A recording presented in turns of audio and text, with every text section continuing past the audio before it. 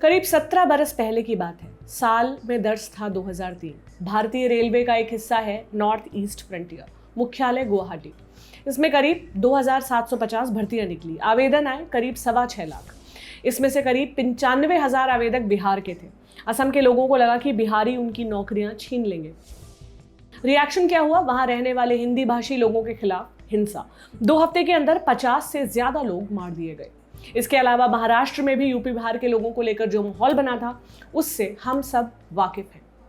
इसमें कोई नई और बड़ी बात नहीं है कि लोग बेहतर मौकों की तलाश में पलायन करते हैं। फिर चाहे बिहार से मुंबई आने वाला राजमिस्त्री हो या मुंबई से अमेरिका जाने वाला आर्किटेक्ट।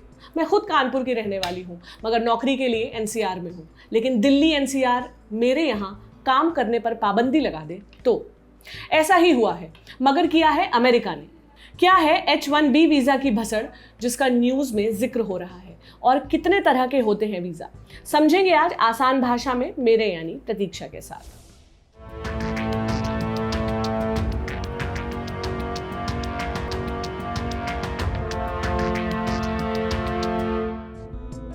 बाईस जून की रात अमेरिका के राष्ट्रपति डोनाल्ड ट्रंप ने H1B वीजा को साल के अंत तक के लिए सस्पेंड कर दिया। ट्रंप एडमिनिस्ट्रेशन के मुताबिक इस फैसले की 2 वजहें हैं। पहली, कोरोना। दूसरी, अमेरिका फर्स्ट, यानी अमेरिका के लोगों के लिए ज्यादा से ज्यादा मौके उपलब्ध करवाना। H1B वीजा का सस्पेंशन 24 जून से लागू होगा, यानी इस बीच नए वीजा तो जारी नहीं ही होंगे। साथ ही अमेरिका में रह रहे दूसरे देशों के जिस भी व्यक्ति का वीजा 24 जून से लेकर साल के अंत तक के बीच में एक्सपायर हो रहा है, उसे अब रिन्यू कराने में भारी दिक्कत आएगी। इससे निकला सवाल, H1B वीजा क्या होता है? बार बार नाम आ रहा है H1B। सुनने में तो लगता है जैसे कोई वैक्सीन हो जो इम्यूनिटी बढ़ाने का काम करेगी। वैक्सीन तो नहीं, लेकिन इम्यूनिटी जरूर मिलती है।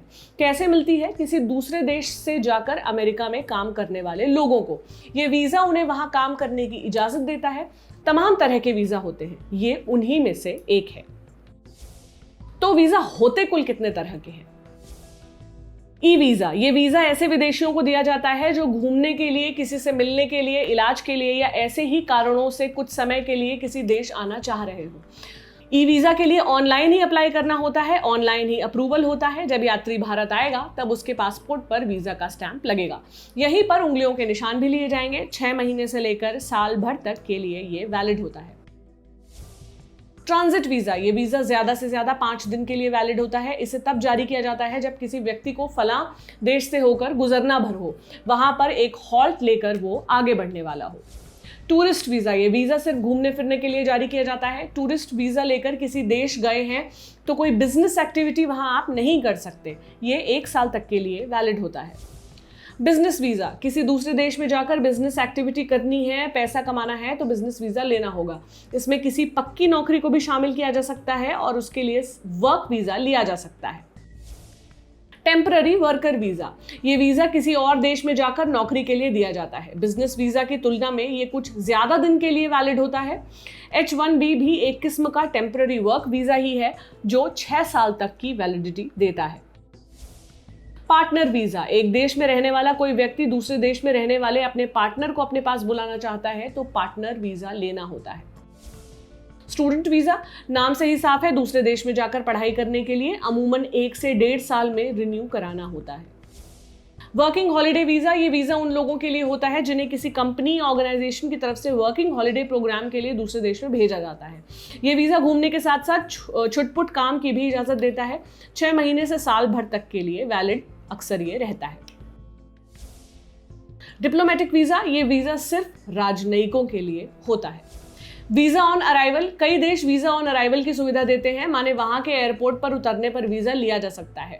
भारत के लोगों को 50 से ज्यादा देशों में वीजा ऑन अराइवल की सुविधा मिली है। जर्नलिस्ट वीजा, एक देश से दूसरे देश किसी खबर से जुड़े काम के लिए जा रहे पत्रकारों के लिए ये जर्नलिस्ट वीजा होता है। मैरिज वीजा, अगर एक देश का कोई व्यक्ति किसी दूसरे देश के व्यक्ति से शादी करना चाहता है और सिर्फ शादी के लिए पार्टनर को अपने देश बुलाता है तो आने वाले को मैरिज वीजा के लिए अप्लाई करना होगा। इमिग्रेंट वीजा, जब कोई व्यक्ति किसी दूसरे देश में बस ही जाना चाहता है तो इमिग्रेंट वीजा लेना होता है। ये वीजा लेना इतना आसान नहीं होता। दूसरा देश जब आपको अपने यहाँ बसने की इजाजत देने को तैयार हो तभी मिलता है। पेंशन या रिटायरमेंट वीजा, इस तरह का वीजा ऑस्ट्रेलिया और कुछ गिने चुने देश ही देते हैं। ये उन लोगों को ही दिया जाता है जिनका मकसद दूसरे देश में जाकर किसी तरह पैसा कमाने का नहीं होता।